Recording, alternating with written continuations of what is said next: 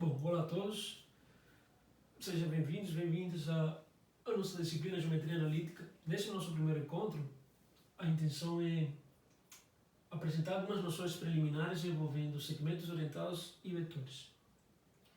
No nosso dia a dia, é muito comum identificar grandezas físicas, especialmente grandezas escalares e grandezas vetoriais.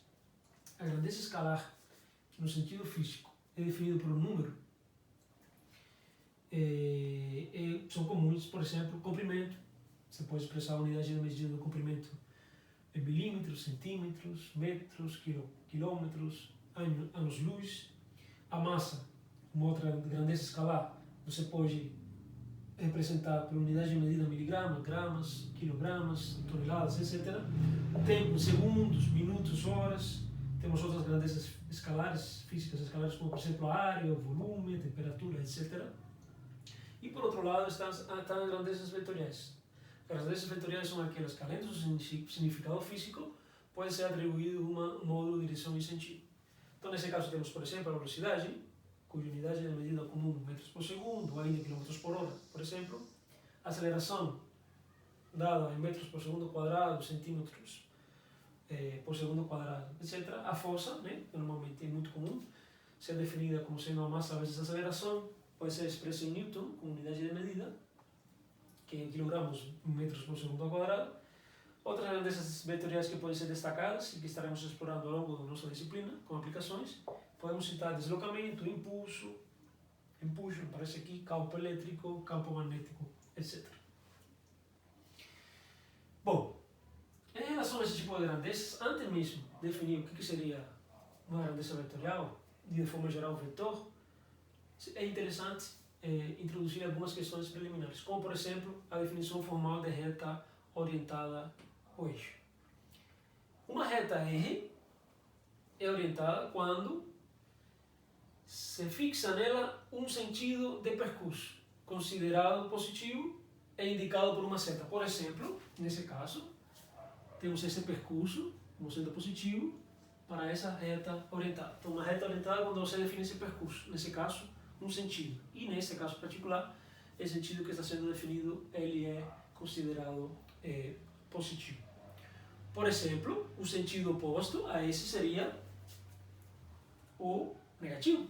Então, a observação que pode ser colocada aqui é que o sentido oposto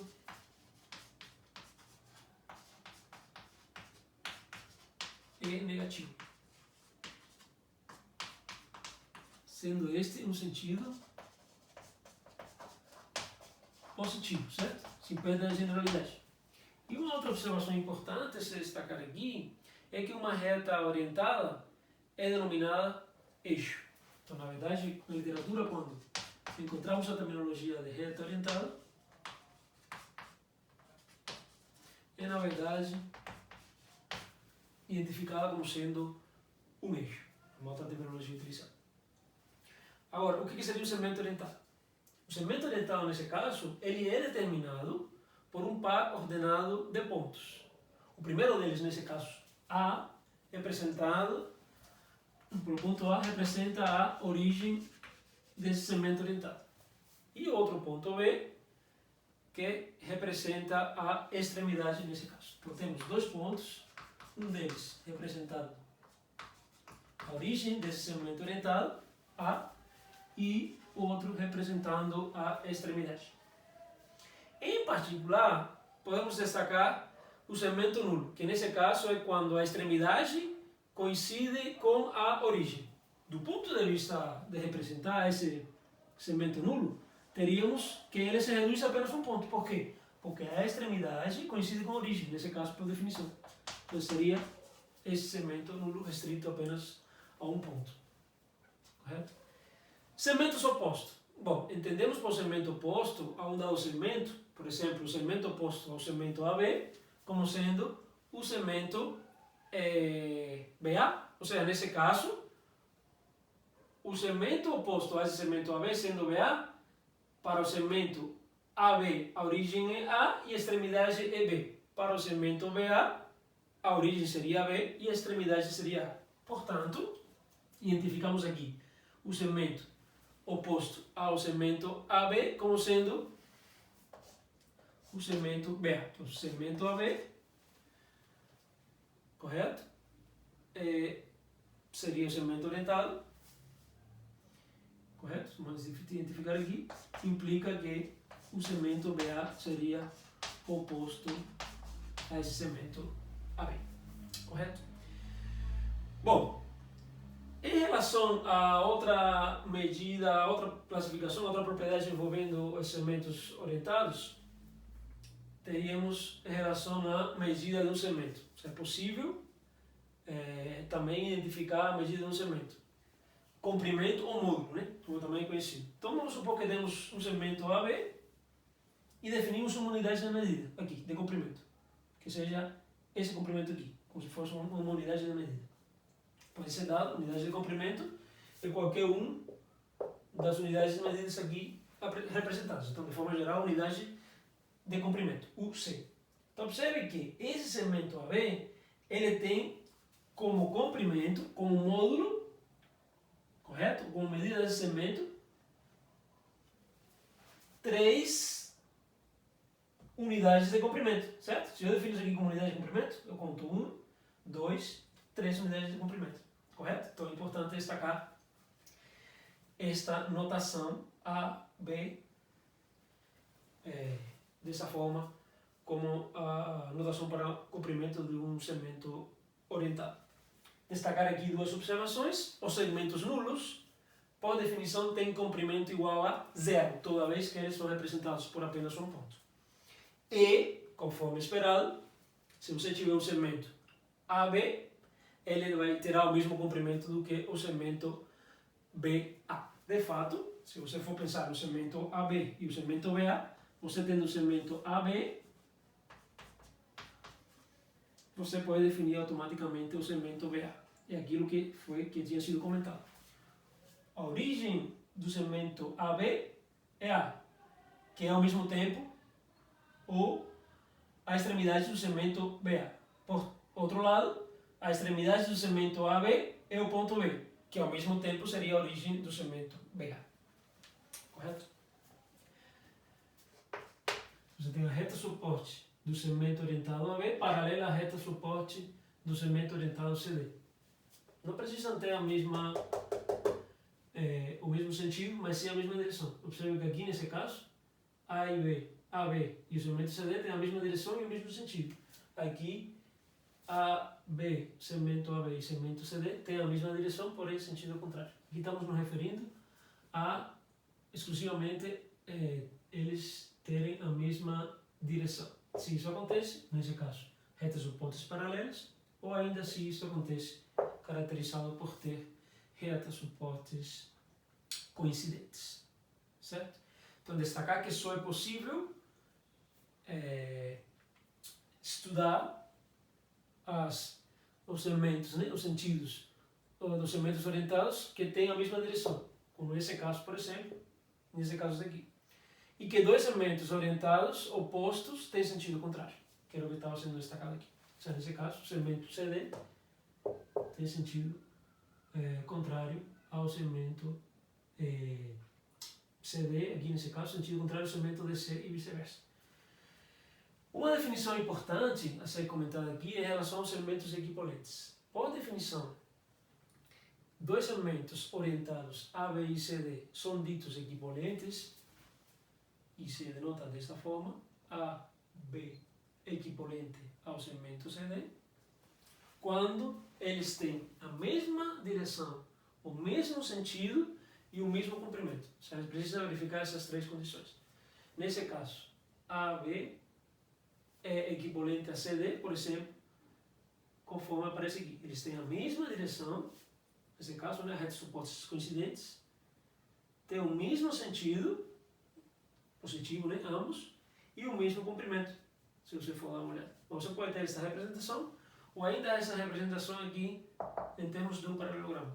Porque se você tiver um paralelogramo ABCD, nesse caso, o segmento AB sendo paralelo ao segmento CD e, simultaneamente, o segmento AC sendo paralelo ao segmento BD. Então, nesse caso, temos também o segmento AB como sendo equivalente, ou seja, a mesma direção, mesmo sentido e o mesmo comprimento do que o segmento CD. Certo? Em relação à equivalência, podemos destacar algumas propriedades. Primeira propriedade, um segmento é equivalente a ele próprio. Consequência imediata da definição de segmentos equivalentes. Ou seja, um segmento tem a mesma direção, o mesmo sentido e o mesmo módulo ou comprimento do que ele próprio. Óbvio.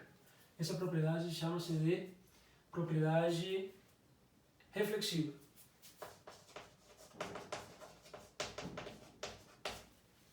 Se você tiver um segmento AB equivalente a um segmento CD, claramente o segmento CD será equivalente ao segmento AB. Essa propriedade, consequência também imediata da definição de equivalência entre segmentos orientados, é chamada de propriedade simétrica. Essa terceira propriedade diz respeito a você tem equivalência entre os segmentos AB e CD e ao mesmo tempo a equivalência entre o segmento CD e um outro segmento EF. Então, se AB é equivalente a CD e ao mesmo tempo CD é equivalente a EF, então AB, esse inicialmente, é equivalente a esse outro segmento final aqui. Essa propriedade chama-se de propriedade transitiva. Quando você tiver uma operação matemática que satisfaça as três propriedades de forma simultânea, a reflexiva, a simétrica e a transitiva, dizemos que a propriedade em si é uma propriedade de equivalência. Por fim, esta quarta propriedade, dado um segmento orientado AB e um ponto C, existe um único ponto D que permita concluir que o segmento orientado AB é equivalente ao segmento CD. Se vocês forem pensar uma ideia intuitiva de como pode ser verificado isto, podemos ter a seguinte situação. Por exemplo, se você tiver o segmento definido AB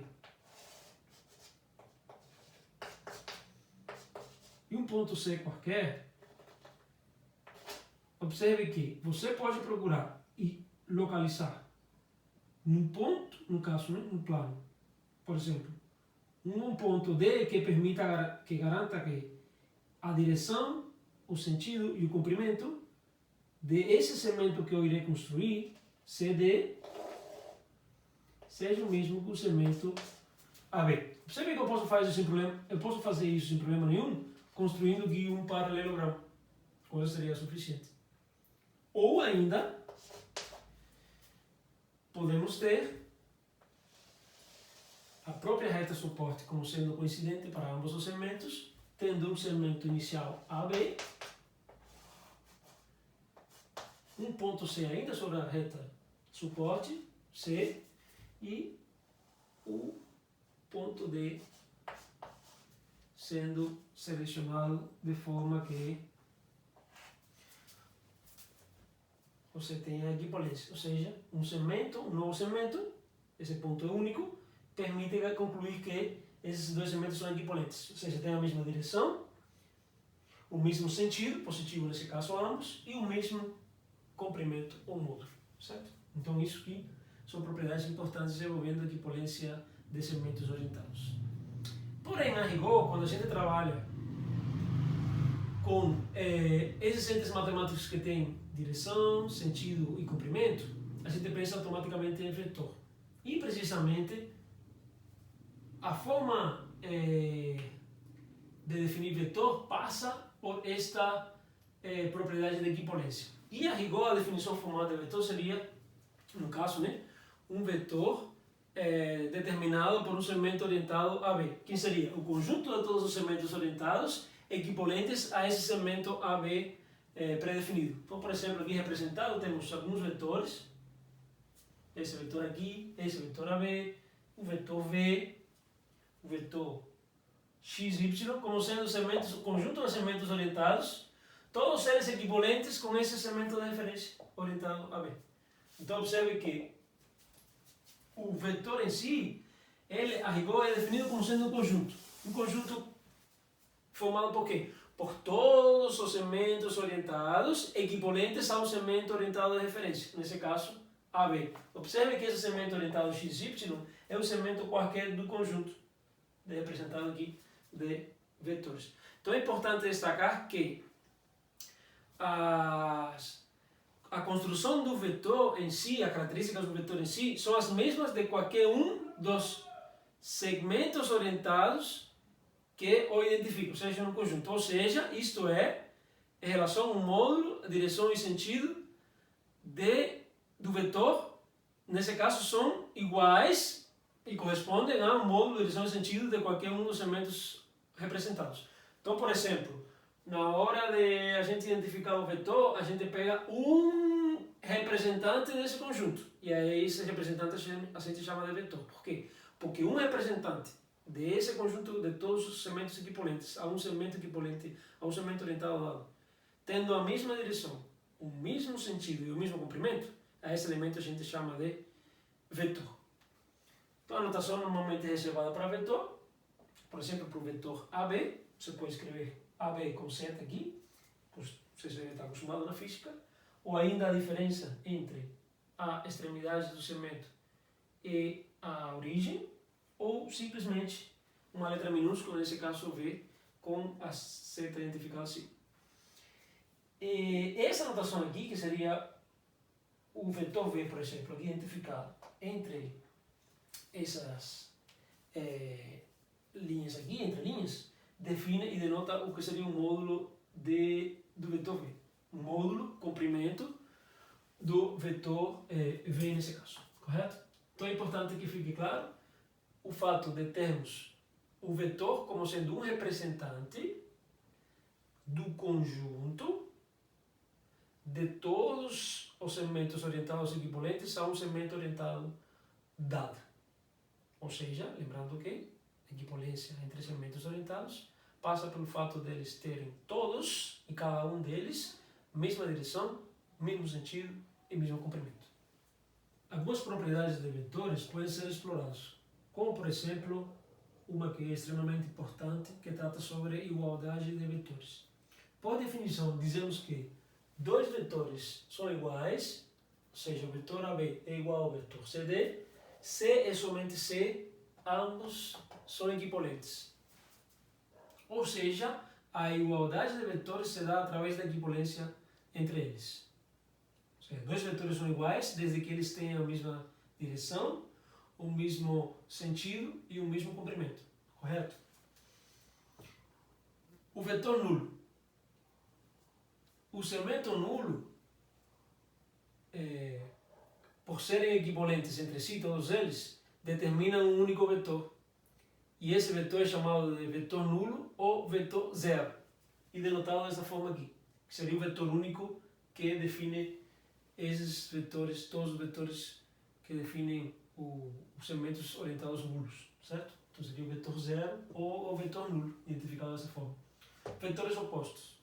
Se você tiver um vetor AB, o vetor BA seria o vetor oposto de AB, correto? Porque seria o mesmo vetor que tem a mesma direção, o mesmo comprimento, porém no sentido contrário. A notação para esse vetor é menos AB ou simplesmente menos V. Bom, o vetor unitário, por definição, é o vetor que tem a mesma direção e o mesmo sentido do que o vetor V, porém, nesse caso, voltando atrás, perdão. O vetor unitário é apenas um vetor que tem comprimento igual, correto? E no caso do versor, é por definição aquele vetor unitário de mesma direção e mesmo sentido do que V. Então, por exemplo, se você tiver o vetor V aqui, vamos supor que esse vetor V, você consiga identificar um vetor, vamos chamar, por exemplo, de 1. A gente ainda pode identificar um vetor também unitário, mas que teria, por exemplo, a mesma direção, porém sentido contrário do vetor V. Vamos chamar esse de U2. Nesse caso, a partir da definição fica claro quem seria o versor do vetor V.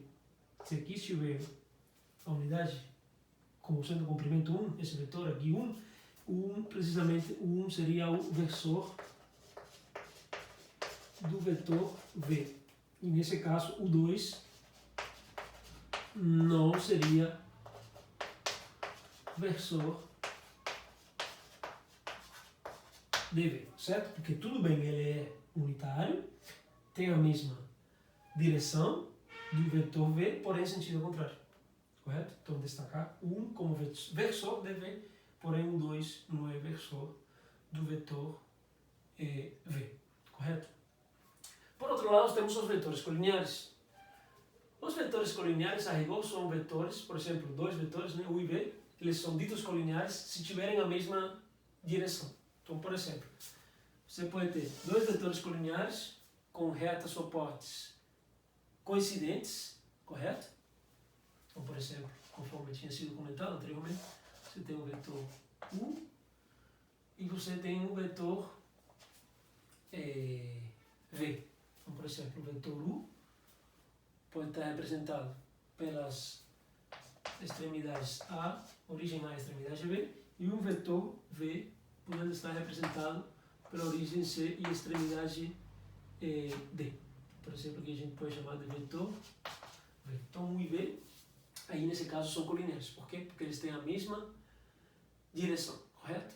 Porém, você pode ter não uma coincidência entre as retas opostas, mas as retas opostas sendo paralelas.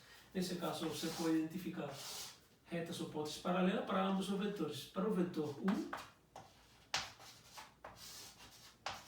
e ainda para o vetor V.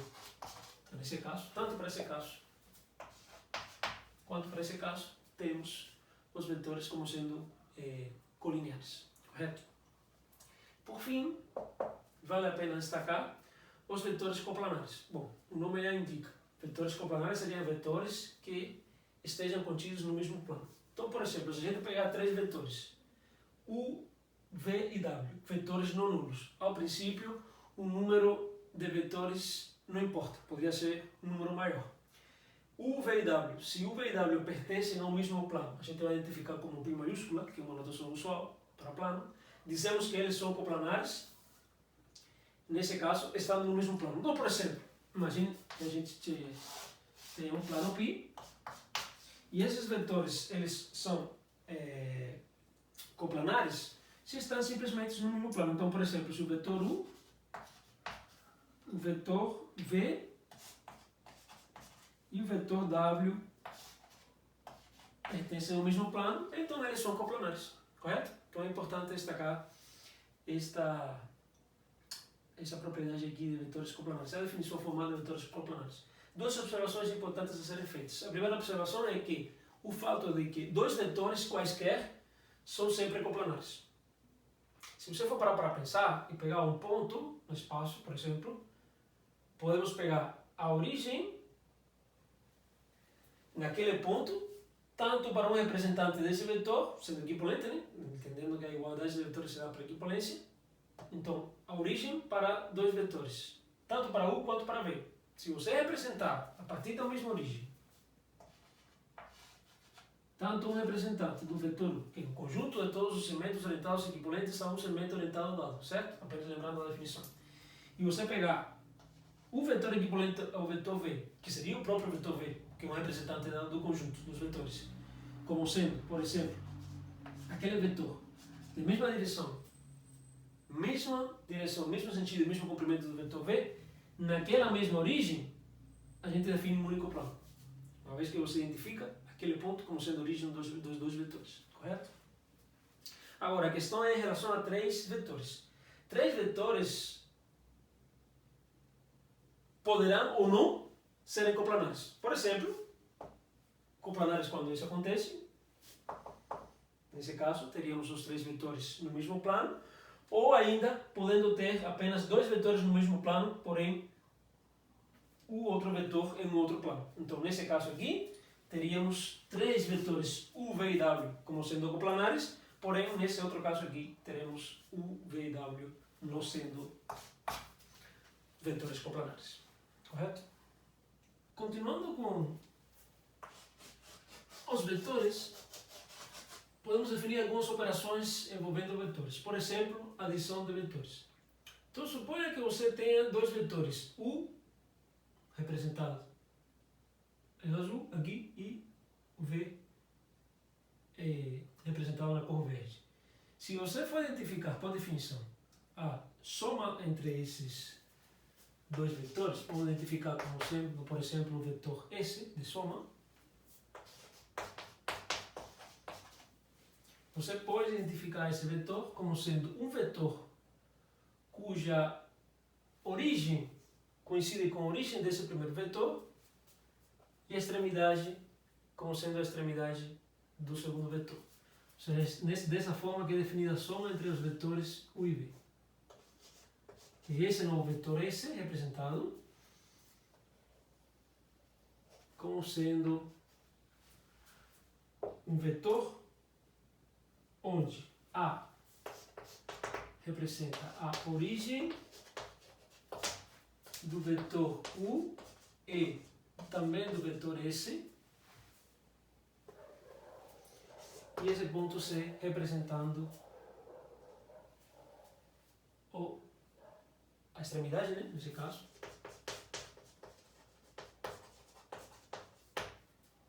do vetor V e ao mesmo tempo do vetor soma.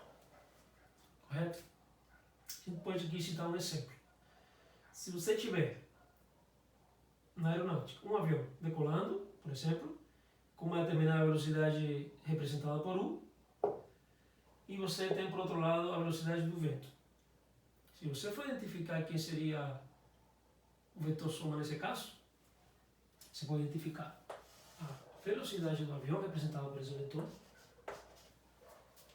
e a velocidade do vento, procurando um vetor que seja equivalente a esse vetor, mesma direção, mesmo sentido e o mesmo comprimento. Então estaremos definindo, correto? O que? O vetor esse como sendo a soma da velocidade do avião mais a velocidade do vento. Então, nesse caso, esse vetor resultante é precisamente a soma entre esses dois vetores. Um exemplo, né, relativamente simples que ilustra esta definição. Pois bem, algumas propriedades envolvendo a adição de vetores podemos descrever aqui. Por exemplo, a primeira propriedade é a comutativa. A soma de dois vetores não interessa a ordem. O vetor U mais o vetor V é a mesma coisa que o vetor V, adição o vetor U. Ainda temos essa propriedade associativa. Se você tiver três vetores, U, V e W, você pode associar e procurar primeiro a soma desses dois primeiros vetores, U mais V, e o resultante adicionar W. Ou, ainda você pode manter o primeiro vetor U e adicionar a resultante, vetor resultante, né, com a soma de V mais W. Então, tanto faz, o resultado é o mesmo. Essa é a propriedade associativa. A propriedade de existência do neutro, que seria o vetor nulo ou o vetor zero. Existe um único vetor nulo representado por zero, né, vetorial, tal que qualquer que seja o vetor V, permita escrever que a adição do vetor V com esse vetor chamado de nulo, ou o vetor nulo adicionado do vetor V, retornará sempre o vetor V. Nesse caso seria o elemento neutro, o vetor nulo nesse caso, o elemento neutro para a adição de vetores. Por outro lado, temos essa outra propriedade aqui. Qualquer que seja o vetor V, existirá sempre um único vetor, representado como menos V, certamente seria o oposto do vetor V, de forma que o vetor V adicionado ao vetor menos V, ou seja, o vetor V adicionado ao oposto do vetor V, é a mesma coisa do que o vetor menos V adicionado ao vetor V, e o resultado seria um neutro para a adição de vetores, ou seja, o vetor número.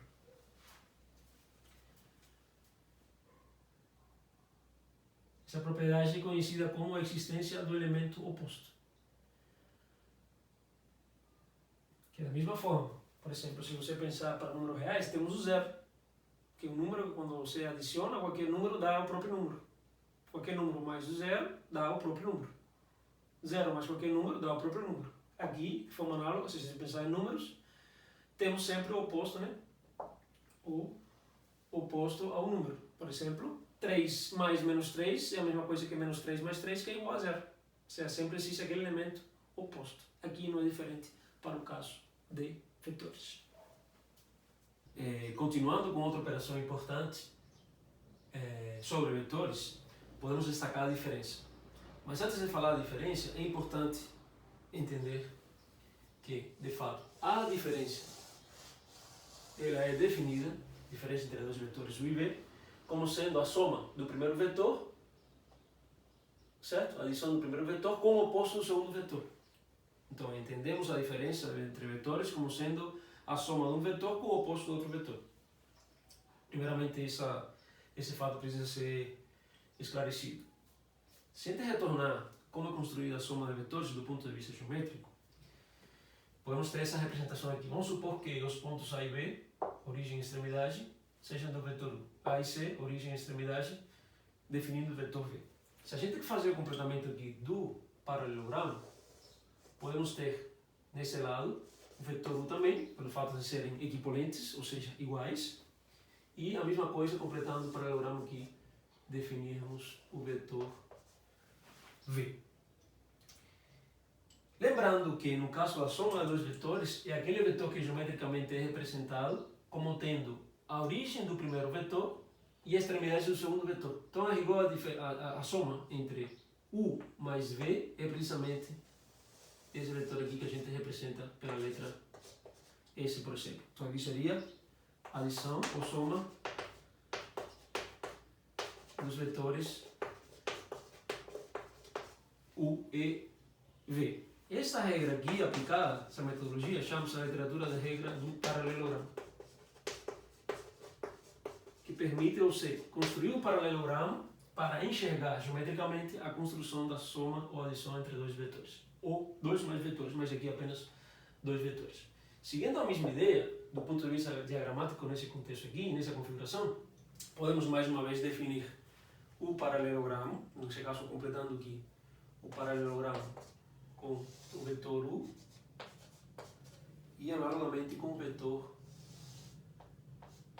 V. Aqui, certo? Aqui pode ser a princípio, não coloquei, mas poderia ser aqui ABCD. Paralelogramo ABCD, aqui é a mesma coisa. Paralelogramo ABCD. Então observem aqui o seguinte. Como que é definida a diferença? O vetor diferença entre dois vetores U e V é definido como a soma entre o vetor U e o oposto do vetor V.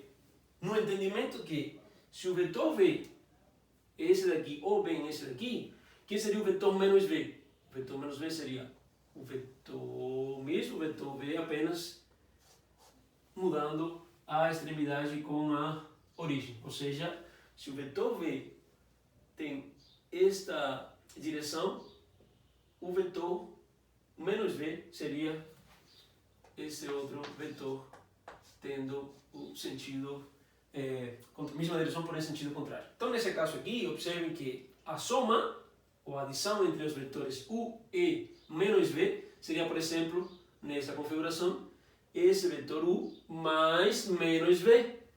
Mas quando você soma dois vetores, seguindo a mesma regra do paralelogramo, mas para esse caso definir a diferença, você estaria definindo o quê? Você estaria definindo, correto, o vetor soma, que nesse caso seria a diferença do U com o oposto de V, como sendo o vetor com origem, na origem do primeiro vetor, U, e extremidade na extremidade do segundo vetor. Então aqui temos a diferença. Então, a rigor,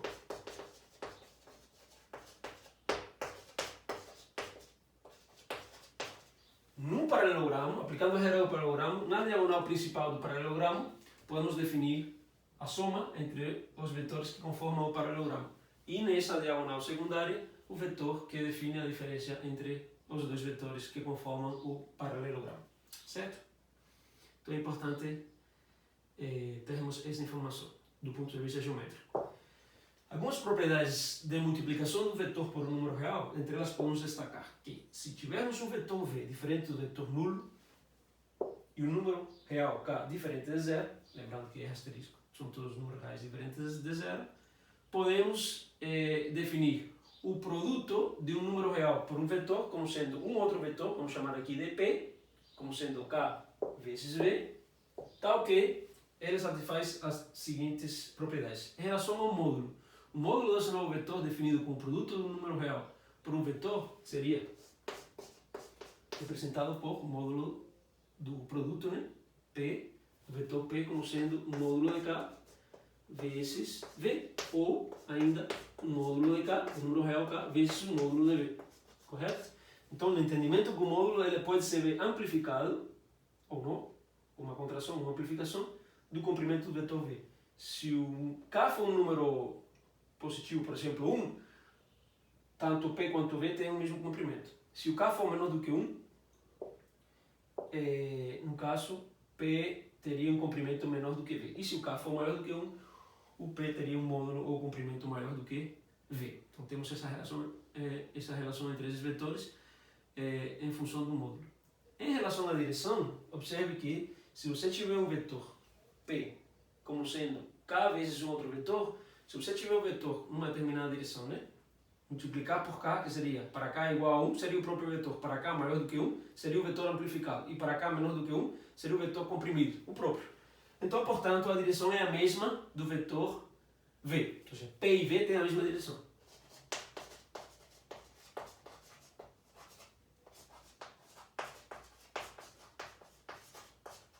Correto? E em relação ao sentido, é importante destacar que se esse número real K for maior do que zero, então P e V têm o mesmo sentido. Porém, se K for menor do que zero, P e V teriam sentido contrário. Por exemplo, se você colocar aqui K igual a 4, 4 vezes V tem o mesmo sentido do que o vetor V. E se você pegar aqui, por exemplo, K igual a menos 2, P igual a menos 2 vezes V, teria sentido contrário, pelo fato de K ser negativo. Então, se a gente for, de alguma forma, ilustrar essa propriedade, podemos ter, por exemplo, o vetor V, e ainda podemos ter o vetor P como sendo menos 2 vezes V, por exemplo, estaríamos nesse caso, de sentido contrário. E o mesmo sentido, por exemplo, se a gente tiver o vetor V, por exemplo, e o vetor P como sendo 2 vezes V. Aí, nesse caso, teríamos o mesmo sentido, né, do vetor V, porém, o vetor de comprimento, o dobro, como sendo o dobro, certo? Aí tem a mesma direção e também o mesmo sentido, que seria esse primeiro caso aqui, certo? Então é isso que podemos concluir em relação ao módulo, direção e sentido do produto, do vetor que resulta como sendo o produto do número diferente de zero por um vetor não nulo. Algumas observações aqui a serem destacadas. A primeira, se K ou V, se K for igual a zero, por exemplo, em particular, ou V for igual ao vetor nulo, então, em particular, esse vetor P seria o vetor nulo, claramente, seria imediato. Por outro lado, em relação ao versor do vetor V, diferente do vetor nulo, ele é representado como sendo o quê? O versor do vetor V é representado por esta expressão, ou ainda por essa expressão equivalente.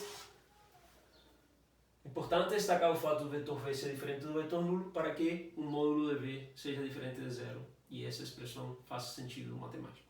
Então, se você tiver aqui definido o versor dessa forma, você observa que, de fato, esse vetor construído dessa forma, U é o vetor unitário. Lembrando que o versor de um vetor não nulo é um vetor unitário na mesma direção e sentido do que o vetor de referência. Então, aqui, de fato, U é unitário, já que, se você pegar o módulo de U, por exemplo, escrito dessa forma, seria o módulo de quem? V, por exemplo, pegando essa expressão aqui, dividido pelo módulo de V. Mas a gente sabe que, uma propriedade que foi apresentada anteriormente, o módulo do quociente é o quociente dos módulos. Então, teríamos o módulo de V dividido pelo módulo do módulo de V, que seria o módulo de V, na verdade. Portanto, indica que o vetor U escrito dessa forma, ele é unitário, certo? Então é importante apresentar essa situação. Do ponto de vista geométrico, lembrando que se temos um vetor V, o vetor U é precisamente um vetor unitário na mesma direção e sentido do que o vetor V. Em outras palavras, é possível escrever o vetor V, se a gente isolar aqui, como sendo o módulo de V vezes o vetor U. Ou seja, é possível escrever o vetor V como sendo o produto do seu módulo por um vetor unitário na mesma direção, que nesse caso seria o V só. Correto? Seria a consequência imediata. Escrever V dessa forma é a consequência imediata da definição formal de versor de um vetor no número. Correto? Por fim, gostaria de apresentar para vocês algumas propriedades sobre a multiplicação de um vetor por um número real. Por exemplo, sejam U e V vetores quaisquer, A e B números reais, temos as seguintes propriedades. A primeira propriedade diz respeito à propriedade associativa, ou seja, você pode determinar o produto de um número real vezes um número real vezes um vetor, considerando o produto inicial do número real V pelo vetor V e o resultado multiplicar por A. Ou ainda, você pode associar os dois números reais A e V e o resultado da multiplicação multiplicar pelo vetor V. Essa propriedade chama-se de propriedade associativa. Essa segunda propriedade aqui, ela é no sentido seguinte: se você tiver A mais V, esses dois números reais, a soma, multiplicando a V, você pode aplicar a propriedade distributiva. Então, A mais V vezes V é a mesma coisa que A vezes V, essa é a primeira parcela, mais B vezes V, que seria essa segunda parcela. Essa propriedade aqui, ela é distributiva da soma em relação a números reais, certo?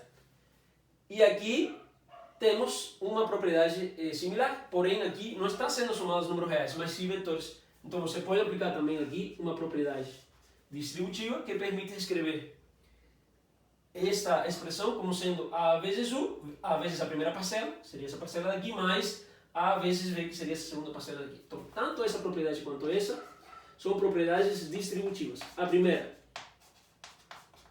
a distributividade se dá em relação à soma de números reais e, no caso, essa terceira propriedade aqui se dá em relação à soma ou adição de vetores. Por fim, uma quarta propriedade que diz respeito a um elemento neutro para o produto, para o número real. Ou seja, aquele elemento que é neutro para o produto é o número 1. Se você pegar o número 1 real e multiplicar por um vetor, o resultado é o próprio vetor V. Então essa propriedade chama-se de propriedade identidade. Já temos o elemento identidade, o número 1 como sendo aquele número que multiplicado por qualquer vetor retorna o próprio vetor.